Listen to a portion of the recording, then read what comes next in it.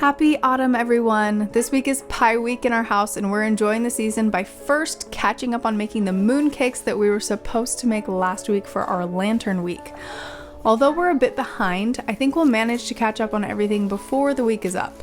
I haven't filmed the last 3 weeks because I was trying to get in the swing of starting out our Wonder Garden adventures as a family. And now that I've managed to make it through Spice Week, Lantern Week, and Pumpkin Week, I'm feeling a little bit more confident in our schedule and the kids kind of know what to expect. This week was not supposed to be Pie Week, but I didn't have everything I needed for the theme it was supposed to be, so I switched the next 4 weeks around.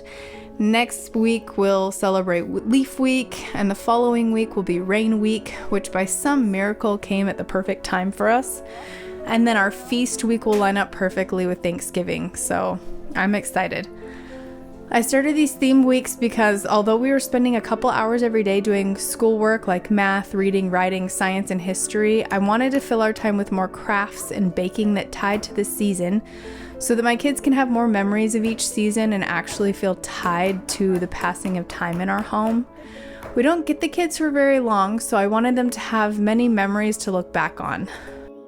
One thing I love about the Wonder Garden curriculum is that it encourages you to break up your crafts over the course of a few days, and this keeps my kids excited about what they're working on. They always have something to update their dad on at dinner time, which encourages family conversation, and we also get to add in other activities like Play-Doh, coloring books, and more.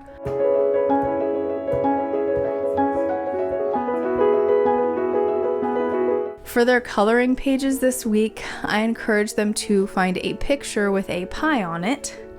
We got some new alcoholic markers because I wanted them to really work on color blocking and making color decisions in their art. I'm trying to encourage them in their art in the best way that I can because that's something I've always struggled with, and I wish that I had a better education in art growing up. I love art, but I always hesitate to try to draw or paint because I don't feel like my techniques or skills are up to snuff, and I feel too old to get into it now. It's still very early for my kids, so I want to encourage them while they're young.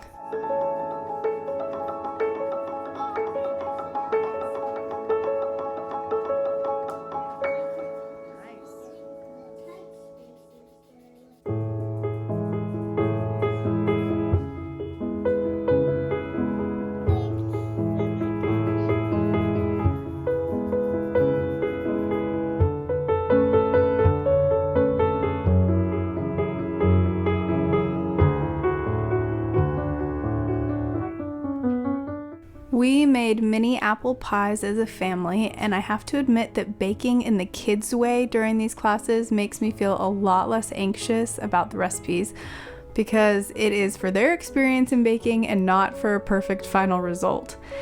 Baking and cooking in the kitchen tends to give me a fair amount of anxiety because I'm always worried about textures and flavors not turning out quite right. But when I'm helping my kids, I can look past all of that and just enjoy the process.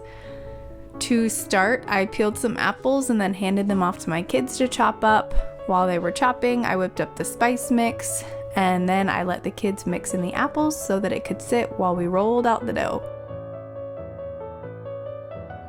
We had made the dough the day previous, so it had been chilled and then gotten out and left out for a little bit so it could get a little bit warmer. But I have realized, I've always known this, but I just recognized it again over the course of making these pies, that pie crust is my arch nemesis. But it ended up working out just fine.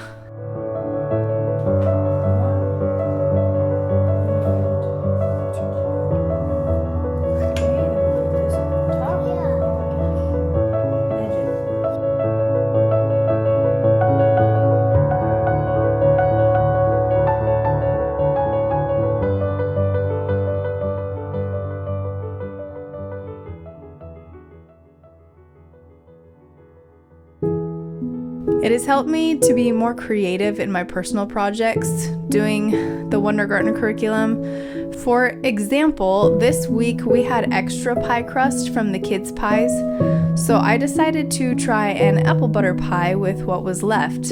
It was pretty tasty and definitely something new, but I've realized just how difficult it is for me to properly make a crust. I'm always just sticking random pieces of dough next to each other in the pan to make it work, but it tasted great.